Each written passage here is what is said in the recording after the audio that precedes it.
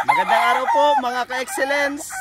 Shout out time muna po tayo dito sa ating YouTube channel, Doc Dimac Excellence. Ako po si Doc Ramil Dimaculangan, ang inyong laging makakasama dito. So, sa ating po mga taga-subaybay at laging nanonood at nag-share, maraming salamat po sa inyo. Nandito po tayo sa Dimac Game Farm.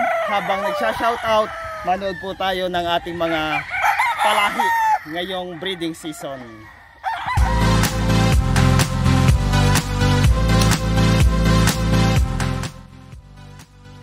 Shout out time muna po tayo mga ka-excellence kay Sir Renren ko ng Davao City, kay Sir Ace de Guzman na laging nakatutok sa atin, kay Sir Severiano Junior Lumang, shout out po, kay Sir Gerald Limbo ng Quezon City.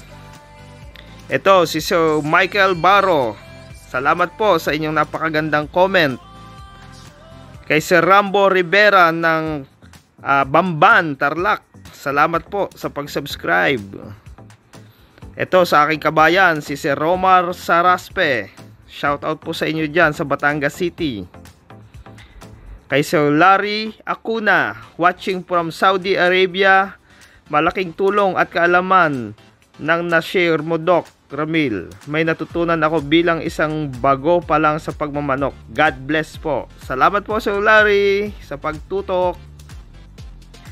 Kay Sir Nal Game Farm, thank you. More power, God bless. AAA Backyard Breeder, shout out po sa inyo. Salamat Doc, God bless po. Kay Sir Benjamin Canceran, Doc, more videos po. Salamat at may YouTube channel ka. Dami namin matututunan dito. Sige po, tutok lang at marami po tayong mga incoming pa na mga informative videos. Siyempre, yung kaibigan natin from Usamis, si Sir Wenny Aujero. Talagang magaling. Maraming salamat Doc and keep it up. Kay Sir Noli Paras, Doc, mabuhay ka. Salamat sa mga advice mo sa mga backyard breeder. Parang nakikita ko sa iyo si Boss Manny. Nako, maraming salamat po sa inyong comment, Sir Noli. Siyempre, alam naman po natin our all-time idol ang ating Boss MB pagdating sa pakikitungo talaga kahit kanino. Thank you very much po, Sir Noli. Shoutout din po kay Sir Rodelio Borja.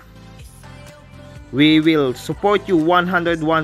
Thank you po. Sir Jomar Aranyo ng Davao, thank you.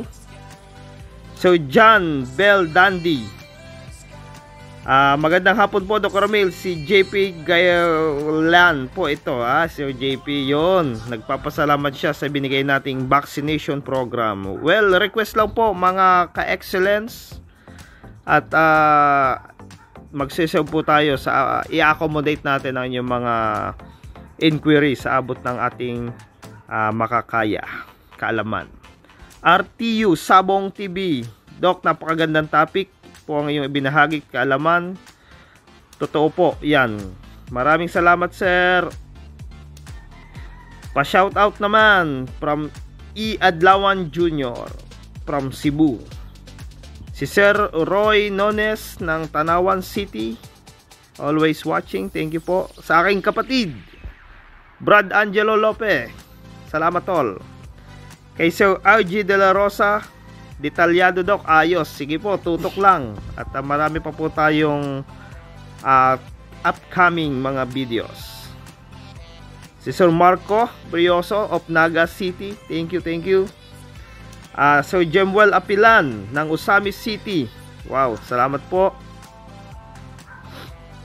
Sir Dimitri Patrenko, kay paring Virgor Dominic Ibite, salamat pare. Si Nels TV, yan, from San Juan, Batangas. Baka po marami pa akong nakalimutan. Ito kay Sir Kent Gilmore at sa grupo po ng Bukidnon Backyard Breeders at sa admin na palaging ina-approve ang amin pong shared na post sa YouTube channel at sa iba pa nating post. Ken, thank you at salamat po sa grupo mo dyan sa Bukidnon Backyard Breeders. More power sa inyo. And lagi pong sumuporta din sa ating Tatak Excellence. So shout out sa lahat at maraming salamat po. Marami po tayong upcoming pa na mga i-upload. Sana po ay tumuto kayo at makapaghatid ito ng ating mga karagdagang kaalaman, lalo na sa ating mga kagrupo dito, mga ka-backyard. Thank you! Mga ka-excellence, ito pong mga pinakita natin video nung nasa brooder stage pa sila, yung mga vaccinations na binibigay natin, at saka yung napakasimpleng pamamaraan ng ating pagbo-brooder sa kanila. Hindi siya inilawan, tapos nakalagay lang sa mga boxes, Pakita po natin yan sa simula ng ating video. Ito na po yung mga stags na na-produce natin ngayon out of that process.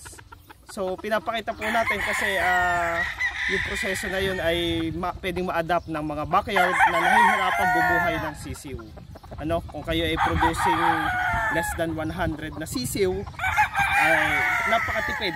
Pwede na pong gamitin. Basta yun pa din, masunod pa din yung mga suggested vaccination program po natin na laging sinasabi sa mga discussion po natin. So nakakatuwa naman dahil pinalaki ng suplemento ng Excellence. Number 1 dyan yung Mega Legend sa feed sa unang 2 buwan. At laging nakaalalay, every 3 days yung ating probiotic, which is yung Probochick.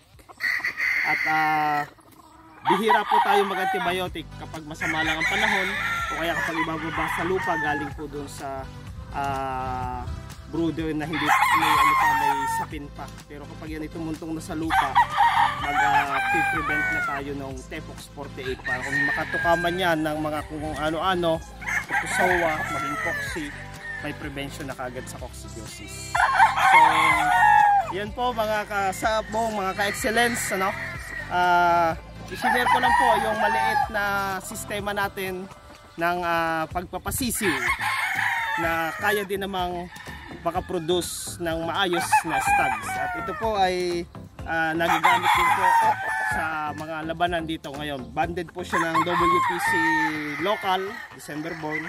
Kaya unti-unti na po itong binabatak na counter. Yan. So, maraming salamat at lagi po tayong sumubaybay sa ating YouTube channel, Doc Dibac Excellence. So shout out po sa mga ating manonood at nag-subscribe at magsa-subscribe pa. Magbibigay pa po tayo ng maraming mga informative videos like sa conditioning yan. Pag-usapan po natin ang science behind the supplements na nire-recommend po ng Excellence. Kung bakit yun ibinibigay doon, anong epekto, i-discuss po natin yan dito sa ating mga incoming videos. Maraming salamat po.